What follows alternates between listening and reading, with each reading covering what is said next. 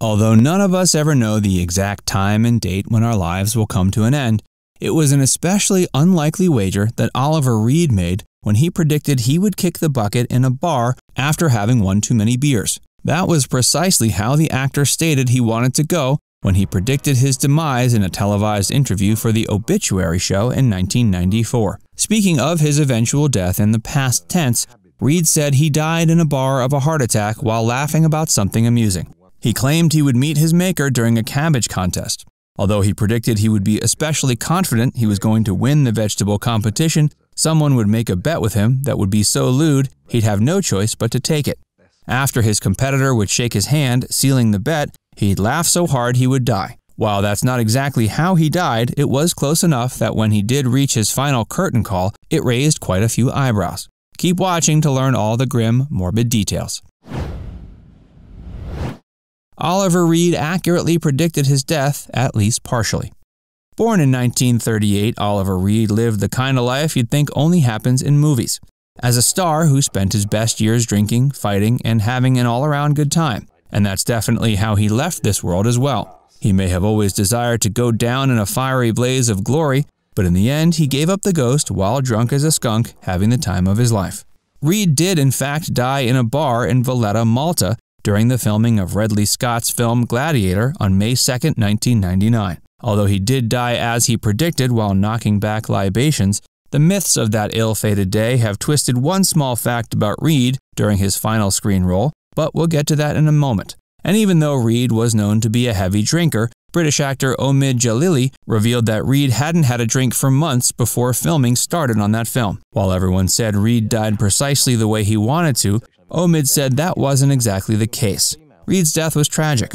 Apparently, he was in an Irish bar and was pressured into taking part in a drinking competition. He should have left when he had the opportunity, but he didn't. The rumors of what and how much Reed drank that day vary quite a bit. All we know is Reed's demise was a great loss to the entertainment industry as well as his fans. Hey, if you're enjoying this video so far, be sure to give it a like and subscribe to Factsverse if you haven't already. And stay tuned to find out how the producers of Gladiator finished up that film after Reed passed away. Reed was about to stage his long-awaited comeback. Gladiator would have been his big comeback film. His career had sadly been on the decline during the 90s due to a handful of movies that fared poorly at the box office, as well as a few intoxicated appearances on TV that didn't exactly depict him in the best light. Reed never regretted his wild talk show escapades. Rather, he claimed he was an entertainer, and that meant the audience always expected him to be bad. Reed's biggest role models in life were the fighter pilots he had met as a child during World War II. Many of these men had been his mother's lovers. Reed's job was to mix their drinks at the cocktail parties his mom organized. At each of these parties, the number of pilots in attendance would decline as they were killed in active duty. Reed never forgot the cavalier way that they would laugh, drink, and enjoy life without worrying about their hastily approaching deaths or injuries. That's what a true hero looked like to Reed.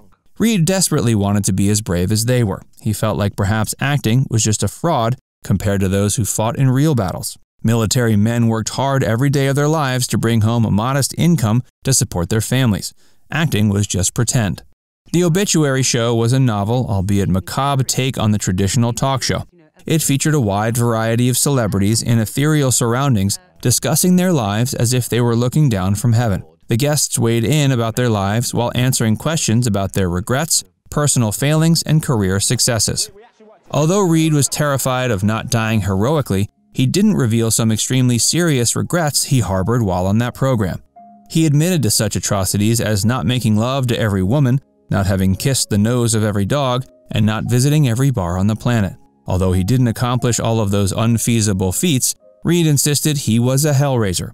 He shared that if someone punched him in the nose, he would punch them right back.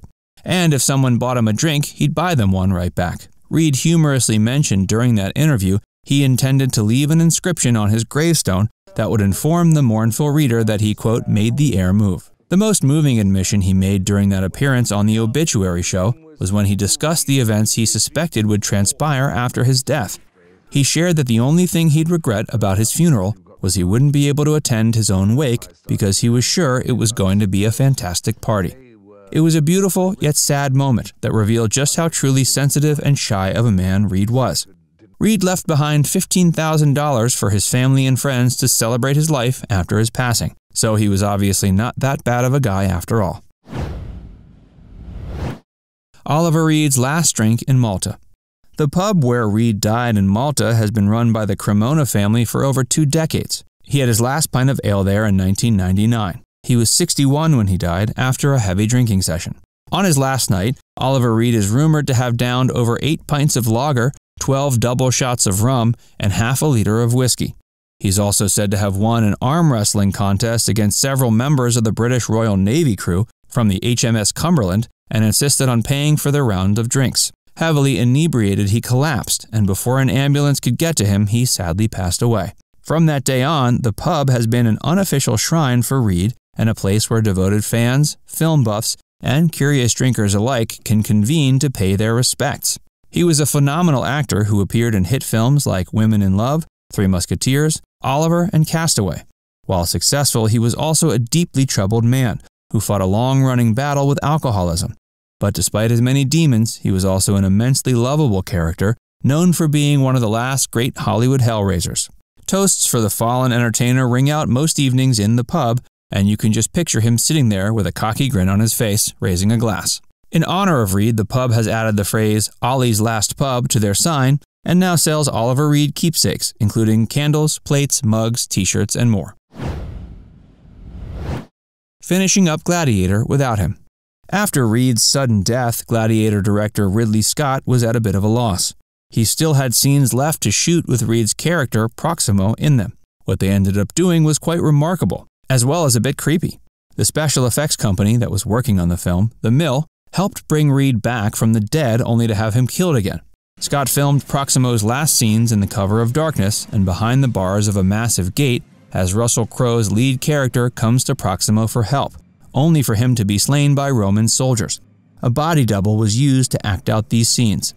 The Mill used CGI to add Reed's face to the body double in the scenes where his face was visible. Then the body double was filmed from behind when Proximo is murdered. Reed's face from beyond the grave appeared on screen for about 2 minutes and cost an estimated $3.2 million to pull off the effect. Now it's time to hear from you. In the comments section below, let us know whether you think Oliver Reed actually predicted his own death or if you think he just made a lucky guess. And before you go, make sure you give this video a like and subscribe to Factsverse if you haven't already.